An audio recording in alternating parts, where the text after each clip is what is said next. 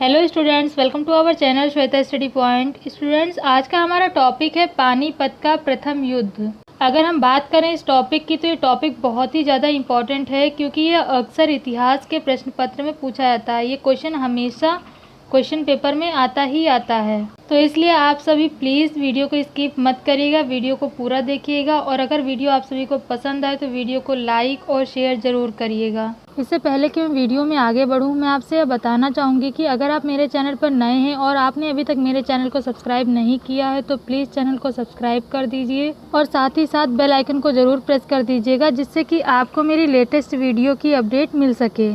भारत में मुगल साम्राज्य की स्थापना का श्रेय बाबर को दिया जाता है। सभी इतिहासकार इस पर एक मत हैं। दूसरे शब्दों में कहें तो सभी इतिहासकारों का यह मानना है कि भारत में मुगल साम्राज्य की स्थापना बाबर ने की थी। भारत में मुगल साम्राज्य का संस्थापक बाबर को ही माना जाता है। मुगल साम्राज्य की स्थापना के लिए बाबर को दो भीषण युद्ध लड़ने पड़े थे। एक तो पानीपत अर्थात पानीपत का प्रथम युद्ध तथा दूसरा खानवा का युद्ध। इन दोनों युद्धों में विजय प्राप्त करके ही बाबर ने भारत में मुगल साम्राज्य की नींव रखी थी। भारत में मुगल साम्राज्य की स्थापना करने से पहले बाबर को इन दोनों युद्धों में विजय प्राप्त करनी पड़ी थी। इन दोनों युद्धों में विजय प्राप्त करने के बाद ही बाबर ने भारत में मुगल साम्राज्य की स्थापना की थी। पानीपत का प्रथम युद्ध 21 अप्रैल 1526 ईस्वी में बाबर और इब्राहिम लोदी के बीच हुआ था, जिसमें विजय बाबर की हुई थी, अर्थात इस युद्ध को बाबर ने जीता था। यहाँ पर ये दो पॉइंट है जो बहुत ही ज़्यादा इम्पोर्टेंट है। एक तो ये कि पानीपत का प्रथम युद्ध कब हुआ था और दूसरा ये कि पानीपत का युद्ध किन के बीच में हुआ था। तो इसलिए आप यहाँ पर इस लाइन को हाईलाइट कर लीजिएगा। आइए अब जानते हैं पानीपत के प्रथम युद्ध के कारणों के विषय में। पानीपत के प्रथम युद्ध का एक प्रमुख कारण है बाबर की महत्वाकांक्षा। बाबर बचपन से ही बड़ा महत्वाकांक्षी था। बाबर में तुर्कों और मंगोलों की शक्ति और सहिष्णुता तथा फारस वालों के नेतृत्व और साहस का मेल था। 1526 ईस्वी में उसने स्वयं ही लिखा था कि काबुल विजय करने से अब तक मैं हिंदुस्तान पर अधिकार करने के लिए सदैव तुला हुआ था, परंतु कभी अमीरों के कारण, कभी अपने भाइयों इत्यादि के विरोध के कारण मुझे रुकना पड़ा। दूसरे शब्दों में कहें तो 1526 ईस्वी में बाबर ने स्वयं यह लिखा था कि जब से उसने काबुल विजय की थी तब से लेकर अब तक वह हिंदुस्तान पर अधिकार करने के लिए हमेशा तत्पर था, लेकिन कभी उसे अमीरों के कारण तो कभी अपने भाइयों के विरोध के कारण रुकना पड़ रहा था। कहने का तात्पर्य यह है कि बाबर हमेशा से भारत पर विजय करना चाहता था, लेकिन कभी अमीरों के कारण तो कभी उसके अपने भाइयों के कारण वह भारत विजय नहीं कर पा रहा था। बाबर आगे लिखते हैं कि अंत में ये बाधाएं दूर हो गईं और मैं 1519 ईस्वी में एक सेना एकत्रित करके बाजोर तथा स्वात की ओर चला और वहां से झेलम नदी के पश्चिम में भेरा की ओर बढ़ा। दूसरे शब्दों में कहें तो वैसे तो बाबर हमेशा से ही भारत पर विजय प्राप्त करना चाहता था, लेकिन किसी न किसी कारण से वह नहीं कर पा रहा था। वह भारत पर अपनी विजय पताका नहीं फहरा पा रहा था। लेकिन 1519 ईस्वी में बाबर के भारत विजय मार्ग में आने वाली सभी बाधाएं दूर हो गईं और उसने एक बड़ी सी सेना एकत्रित की, अर्थात उसने एक बड़ी सेना तैयार की और बाजोर तथा स्वात की ओर चल दिया। फिर वहां से वह झेलम नदी के पश्चिम तट पर पहुंचा और फिर भेरा की ओर बढ़ चला। पानीपत के प्रथम युद्ध का दूसरा महत्वपूर्ण कारण यह था कि बाबर को भारत से निमंत्रण भेजा गया था युद्ध के लिए।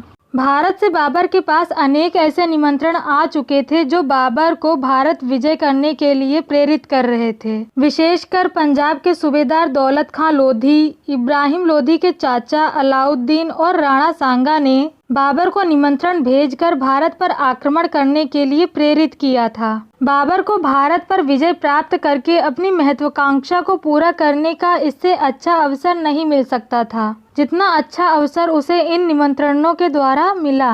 पानीपत के प्रथम युद्ध का तीसरा महत्वपूर्ण कारण है साम्राज्य विस्तार की इच्छा। अपने साम्राज्य विस्तार का इच्छुक बाबर दिल्ली पर अपना साम्राज्य स्थापित करना चाहता था और इब्राहिम लोदी उसके इस रास्ते में सबसे बड़ी बाधा बनकर खड़ा था। दूसरे शब्दों में कहें तो बाबर बचपन से ही बहुत ही ज़्यादा महत्वाकांक्षी था। वह अपने साम्राज्य का विस्तार करना चाहता था बाबर अपने साम्राज्य का विस्तार करने के लिए दिल्ली पर अपना अधिकार स्थापित करना चाहता था। वह दिल्ली को अपने आधिपत्य में लेना चाहता था, लेकिन इब्राहिम लोधी उसके रास्ते में सबसे बड़ी बाधा बना था। तो दिल्ली पर अधिकार करने के लिए उसके लिए आवश्यक था कि वह इब्राहिम लोधी पर विजय प्राप्त करे, क्योंकि इब्राहिम लोधी पर विजय प्राप्त किए बिना वह दिल्ली पर अपना अधिकार नहीं कर सकता था। ये तो थे पानीपत के प्रथम युद्ध के कारण। आइए अब जानते हैं इसके परिणाम के विषय में। पानीपत के प्रथम युद्ध के निम्नलिखित परिणाम हुए। पानीपत के प्रथम युद्ध का पहला परिणाम यह हुआ कि इस युद्ध ने दिल्ली सल्तनत का अंत कर दिया।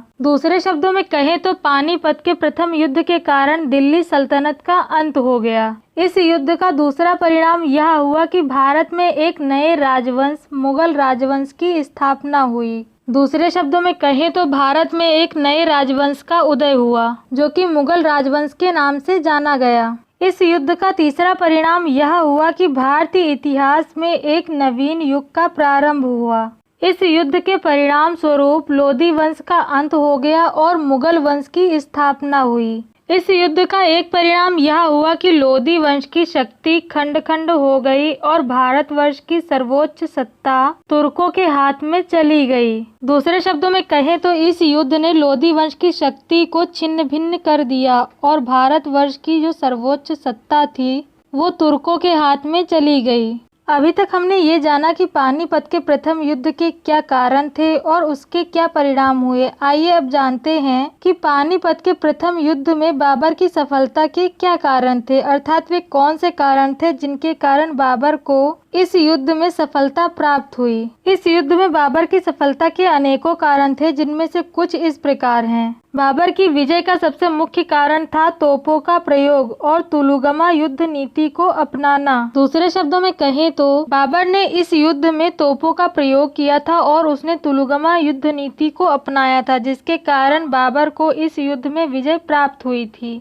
इस युद्ध में बाबर की विजय का एक अन्य कारण यह है कि बाबर इब्राहिम लोदी की अपेक्षा बहुत कुशल सेनापति था। कहने का तात्पर्य यह है कि बाबर ने अपनी सेना का नेतृत्व बहुत ही भली प्रकार किया था, जिसके कारण उसे इस युद्ध में विजय प्राप्त हुई थी। इस युद्ध में बाबर की विजय का और इब्राहिम लोदी की पराजय का एक अन्य कारण यह भी रहा कि इब्राहिम लोदी ने अपने सरदारों के साथ अच्छा व्यवहार नहीं किया था, जिसके कारण इब्राहिम लोदी के सरदारों ने अपने सुल्तान का युद्ध में साथ नहीं दिया और इब्राहिम लोदी पराजित हो गया और बाबर विजयी। इस युद्ध में बाबर की विजय और इब्राहिम लोदी की पराजय का एक कारण यह था कि इब्राहिम लोदी के सैनिक सुशिक्षित और संगठित नहीं थे, जबकि बाबर के सैनिक वीर, साहसी और रण निपुण थे। दूसरे शब्दों में कहें तो इब्राहिम लोदी के सैनिकों को रणनीति का इतना ज्ञान नहीं था जितना बाबर के सैनिकों को था। यह भी एक प्रमुख कारण है जिसके कारण बाबर की सेना युद्ध में विजयी हुई और इब्राहिम लोदी की इस युद्ध में हार हुई। स्टूडेंट्स, ये थी जानकारी पानीपत के प्रथम युद्ध के विषय में। अगर आपको मेरा वीडियो पसंद आया हो तो वीडियो को लाइक और शेयर जरूर करें, और अगर इस टॉपिक से रिलेटेड आपका कोई प्रश्न हो तो हमें कमेंट बॉक्स के जरिए जरूर बताएं। चैनल को सब्सक्राइब करना न भूलें और साथ ही बेल आइकन को जरूर दबाएं, जिससे कि आपको मेरी लेटेस्ट वीडियो की अपडेट मिल सके।